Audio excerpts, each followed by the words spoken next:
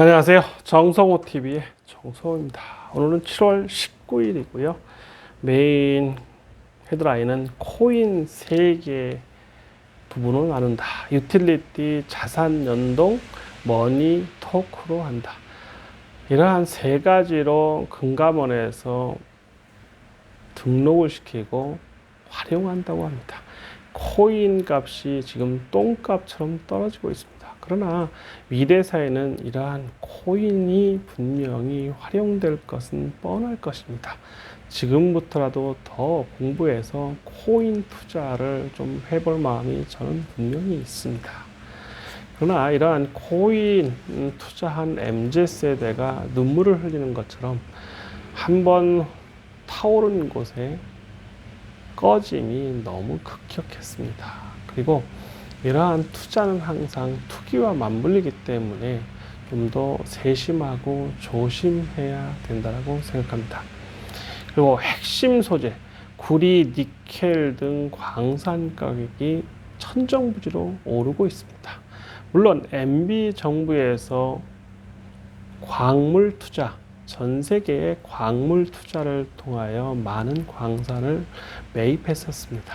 그러한 유지 비용이 너무 많이 든다는 감사원 감사가 있어서 상당히 애를 먹었습니다.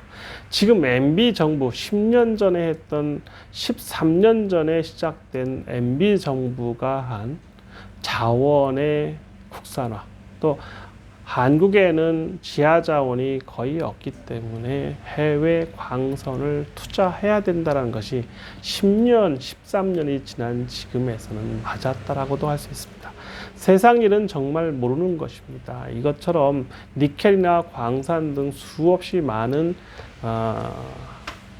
원자재 값이 2배, 3배씩, 10배씩 오르고 있는 상황에서 정부는 전에 잘못된 정책이라서 헐값에 매각하고 있다라는 기사는 결코 좋은 것이 아닙니다.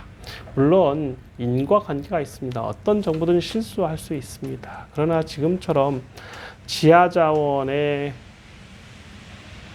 무기화를 통해서 한국이 선제적으로 투자했던 구리나 니켈, 칠레, 오스트리아, 필리핀, 러시아, 수많은 캐나다 등 수많은 나라의 광산을 매입해서 운용하는 것 자체가 어려울 수도 있으나 이러한 광산 투자가 결코 잘못되지는 않은 것 같습니다.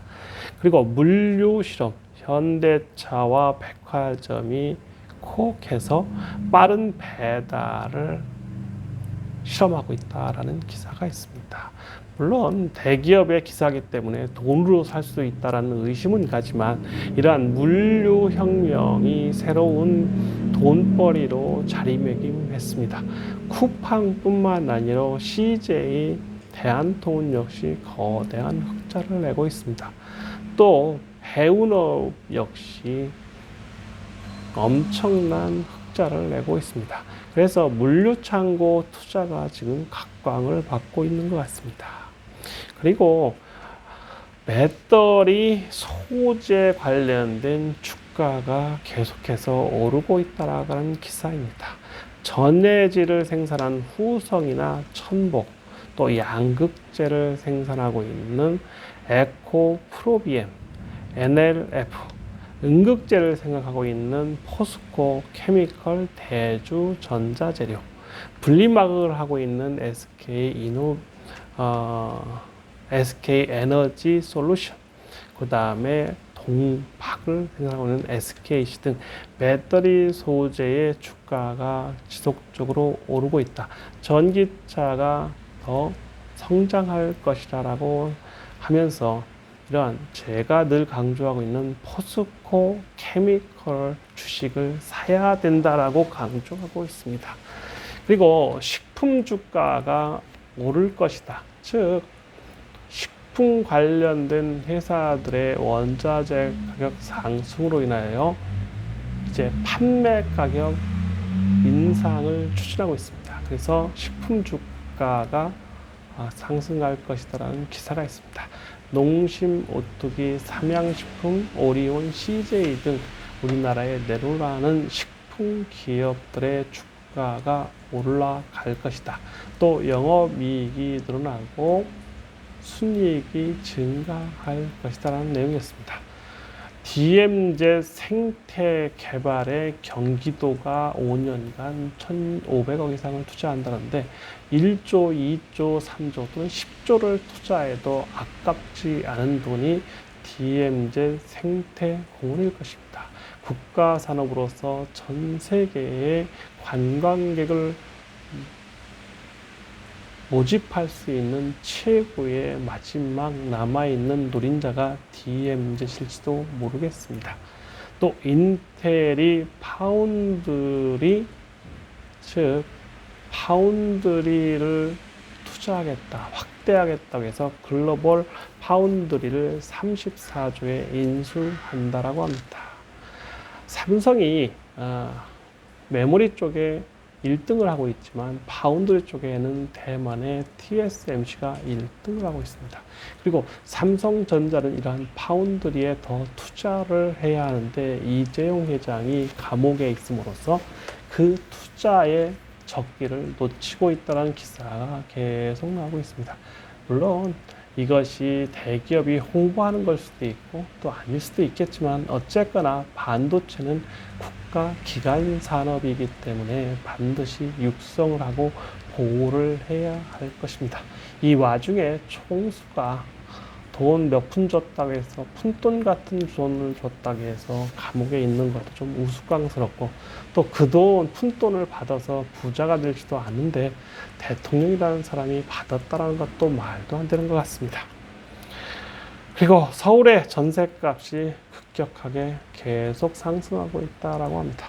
물론 15억 대출 규제가 촉발한 촉매제일 수도 있지만 서울에 있는 아파트 값이 오르는 한 전셋값 역시 계속 오를 것입니다.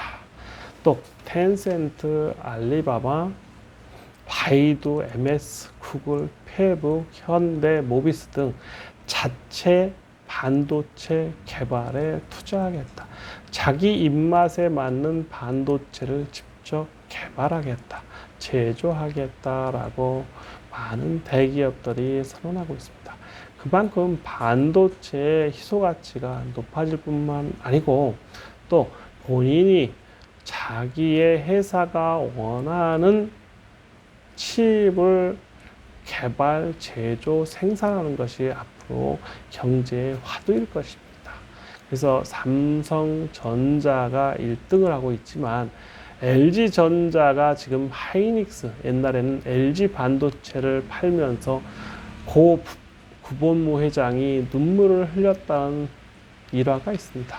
그것처럼 하이닉스가 거대한 이익을 내고 있을 때 LG전자가 지금 무슨 생각을 할까요? LG전자의 시총이 65조고 하이닉스 회사 하나의 시총이 100조를 넘고 있습니다. 아무리 발버둥 쳐도 반도체만은 못하다라는 것도 있고 앞으로 전자 회사를 하려면 최소한 반도체 패키지는 어느 정도 가지고 있어야만 강한 전자회사로 살아남을 수 있다는 교훈을 내고 있습니다. 정부에서, 정권에서 아무리 압력이 있다 해도 사업하는 사람은 자기의 의지를 함부로 꺾어서는 안 될 거라고 생각합니다. 물론 부동산 회사, 건설 회사들이 대부분 정권에 빌붙어서 기업을 키우고 정치 자금을 주는 등 많은 거문돌이 왔다 갔다 하는 경우가 비일비재합니다. 지금도 이름 없는 회사가 하루아침에 스타 기업이 되는 곳도 많이 있습니다. 정부에 또는 정치 자금화하지 않으면 그러한 거대 기업으로 성장할 수 없는 카르텔이 형성되어 있을지는 몰라도 그렇게 돈에는 눈이 있고 돈을 번다고 해서 다 좋은 것은 아닙니다. 돈엔 눈이 있고 악마 같은 존재가 있어서 결코 돈이 많아서 행복할 수는 없다라고 생각합니다. 돈은 곧 자기가 써야 자기 돈인 것입니다. 저는 사업을 하거나 또는 돈을 벌거나 하는 명백한 명분을 가져야만 성공할 수 있다라고 생각합니다.